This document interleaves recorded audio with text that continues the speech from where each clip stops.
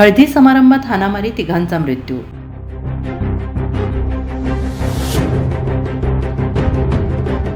धुळे जिल्ह्यातील साक्री तालुक्यातील पिंपळनेर येथे हळदीच्या समारंभात 2 गटात प्रचंड हाणामारी झाल्याची घटना घडली आहे. यात चाकूने भोसकाभोसकी झाल्याने तिघांचा बळी गेला आहे.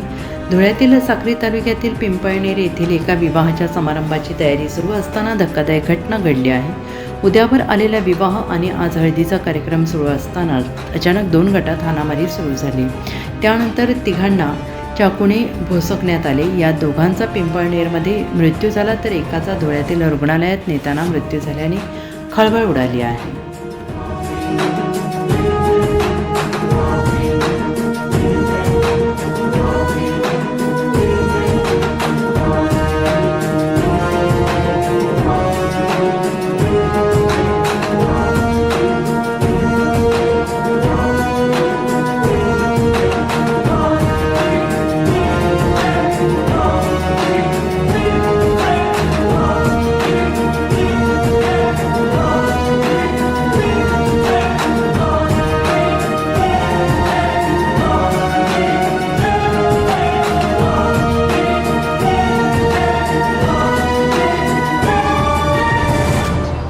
मी अशोक गिरी, माजी नगरसेवक साक्री, भटके उमुक्त हक्क परिषद उत्तर महाराष्ट्र शिवसेना संपर्क प्रमुख.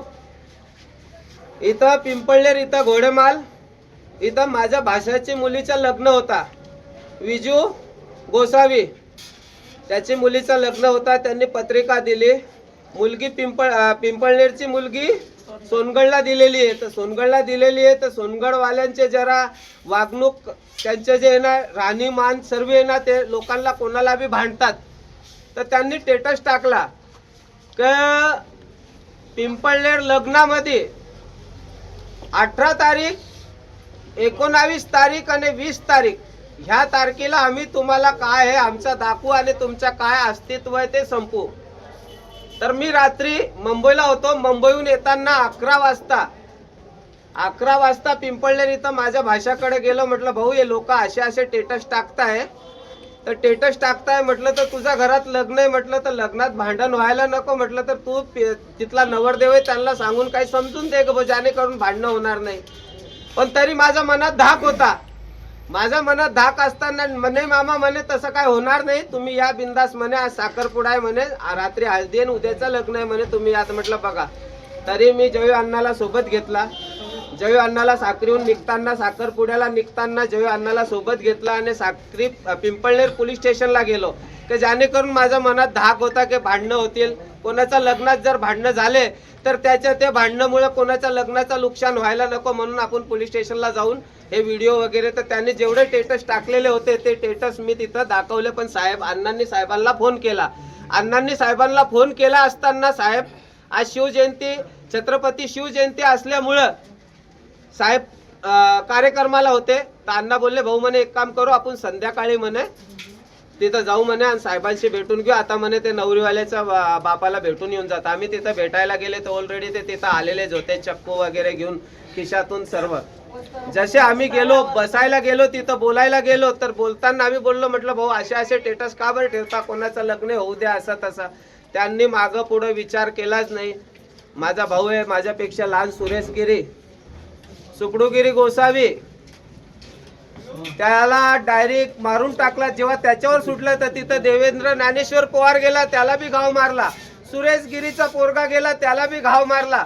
सुरेश गिरीचा भाषा गेला सागर गोसावी त्याला बी घाव मारला आणि माझा पोरगा गेला त्याला बी घाव मारला. त्या लोकांनी प्लॅन वाईज हे घटना घडवली आहे. आम्ही पत्रकार बंधूंना आणि प्रशासन आणि शासनाला विनंती करतो जर ह्या लोकांना कमीत कमी 5-6 लोक आहेत त्यांचे नाव सांगतो मी तुम्हाला.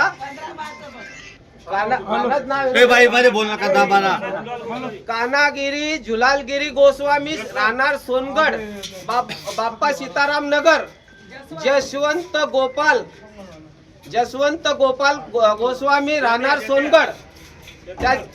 जतीलाल त्याच्यानंतर अनिलगिरी हटुगिरी गोस्वामी सोनगड.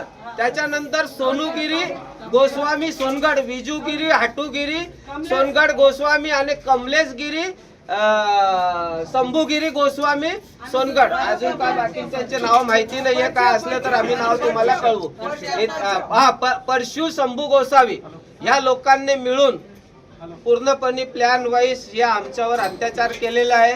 याच्यापूर्वी माझ्यावर बी सोनगड मध्ये एक वेळा कार्यक्रमात मला तिथून त्यांनी पळवलं आहे, पण मी एक सामान्य कार्यकर्ता असून मला समजतं म्हणून मी माझा निघून आलो, त्यांच्या काय नादी लागलो नाही. त्यांच्या हे कारण नेहमी त्यांच्या असतं, पण ते झालं. पण आज माझ्या पोरगासारखं माझ्या पोरग्याला मला खांद्याला खांदा लावून माझ्यासाठी रात पाटला गाडी सोबत चालणारा ज्ञानेश्वर देवेंद्र ज्ञानेश्वर पवार याचा काही संबंध नसताना त्या पोराचा बी डेट झाली आहे आणि माझा भाऊ सुरेश गिरी गोसावी याची डेट झाली आहे.